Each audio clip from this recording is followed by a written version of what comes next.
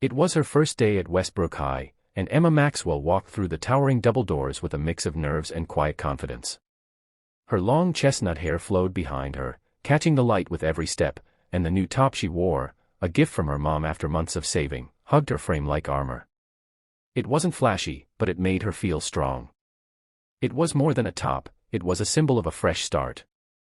She'd transferred from a school where being different made you a target, and this time, she promised herself, no one would define her. But as soon as she crossed the main hallway, whispers crept up like ghosts. The popular kids, the so-called royals of Westbrook, were already eyeing her like prey. Jason Steele, the school's golden boy and self-proclaimed king of the hallways, leaned against his locker with a cruel smirk. "New girl thinks she's runway ready," he said, loud enough for his crew to laugh. Brittany, the queen bee, chimed in, "Bet that top's from a flea market. Or maybe her mom's closet." The laughter spread like wildfire, but Emma didn't flinch. She looked Jason straight in the eyes and walked past, head held high. That small act of defiance lit a fuse Jason didn't even know existed. No girl, especially not a nobody, ever ignored him like that. At lunch, Emma sat alone at the far corner of the cafeteria, her tray untouched. She watched people laughing, joking, pretending. Her calm demeanor masked the storm within. She remembered her martial arts teacher's words, "Strength is not shown by fists, but by standing firm when they try to shake you." Still, as confident as she wanted to be, loneliness clung to her like smoke. Her only comfort was her sketchbook, filled with designs for future outfits she dreamed of creating. One day she'd own a fashion brand. That dream was bigger than the Bullies. Or so she thought. After school, she walked through the empty hallway toward the gym locker room. A few girls were still around, changing after cheerleading practice. Brittany spotted her and whispered to her minions, "Let's give her a proper welcome." They followed her with fake smiles. "Hey Emma, right? That top is interesting. Vintage." Brittany cooed, voice dripping with sarcasm. Emma replied calmly, "It's mine. That's all that matters." Brittany's smile vanished. Not anymore. In one swift motion, Brittany yanked the top's neckline and ripped it down the shoulder. The sound echoed like thunder. Gasps erupted. Laughter followed. But Emma didn't cry. She didn't scream. She stood frozen, heart pounding in her ears. For a second, time stopped. And then, it ticked. Boom. Boom. Boom. Her eyes lifted with a fire no one had seen before. Slowly, she peeled the remnants of the torn fabric from her shoulder, revealing the dragon tattoo inked on her collarbone, a tribute to her late father, a taekwondo instructor who had trained her since she could walk. "Big mistake," she whispered under her breath. Brittany blinked. "What did you say?" The next second was chaos. Jason, drawn by the commotion, stepped into the hallway with his phone out, mocking, "Let's see what the new girl's got." He wasn't ready for what happened next. As Jason walked toward Emma, still recording, he made a snide comment about how girls with daddy tattoos always act tough, and before anyone could blink.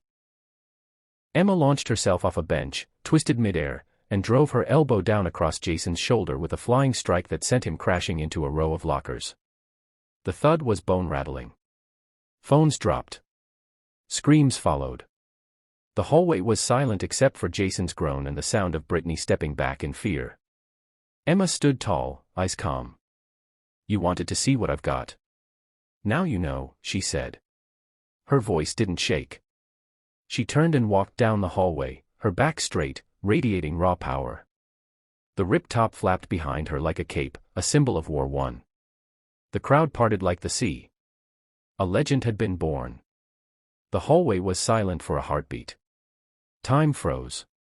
All eyes widened as Emma stood in the center, her torn top fluttering slightly from the draft of an open locker nearby. But it wasn't the rip that captured attention, it was the fire igniting in her eyes. Jason, the smug leader of the Bullies, hadn't expected anything beyond tears or maybe a call to the principal. What he got instead was something that would be remembered for years to come. Without a word, Emma's body moved. Her form shifted low in a flash, her stance tightening like a spring-loaded coil. She had spent 6 years training in MMA under her uncle, a retired champion. Her father, a former military instructor, had added Krav Maga techniques to her routines. What no one at Westbrook knew was that Emma didn't just know how to defend herself, she knew how to finish fights before they even began. Jason sneered, still smirking, but his friends stepped back. Maybe it was instinct, or maybe it was fear. Emma shot forward, her steps light but thunderous in impact. Her right arm tucked in as her left heel pivoted sharply. In one breathtaking move, she launched herself into the air and rotated mid-flight.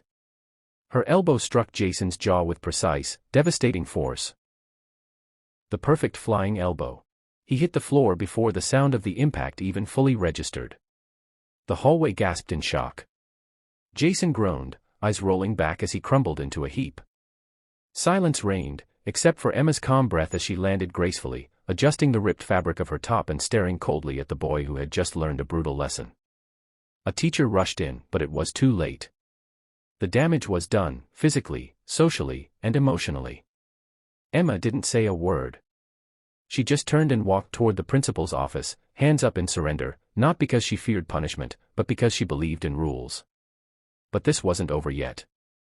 Inside the principal's office, Mr. Hendricks was already getting calls. Students were live-streaming the aftermath. Flying Elbow Girl was trending on TikTok within the hour. But the story wasn't about violence. It was about justice. And students, parents, and even staff knew it. Mr. Hendricks leaned back, watching the footage before he even addressed Emma. What he saw wasn't a bully being attacked, it was a girl standing up against humiliation. Emma explained everything calmly. The repeated bullying, the torn clothes, the threat that turned into physical assault. She didn't justify the elbow, she stated it was instinct. Mr. Hendricks was silent for a long while before nodding. He knew the board would frown on the physical response, but public sentiment wasn't in favor of Jason's gang anymore.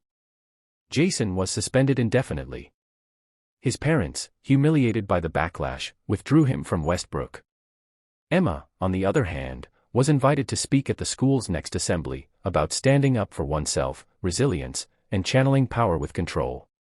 Emma stood on that stage weeks later, wearing a new top, blue and bold, a symbol of who she had become. Sometimes, she said, you have to show people that respect isn't given by fear, it's earned by strength and truth. Cheers erupted from the crowd. Girls who had once stayed silent found new courage. Boys who once laughed at others now looked inward. And Emma?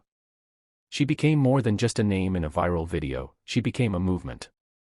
And to the viewers watching this story now, if this inspired you, if Emma's strength woke something inside you, make sure to hit that subscribe button. Join us for more powerful, spine-tingling stories of courage and justice that will leave you speechless. This isn't just entertainment, this is a revolution. Be a part of it.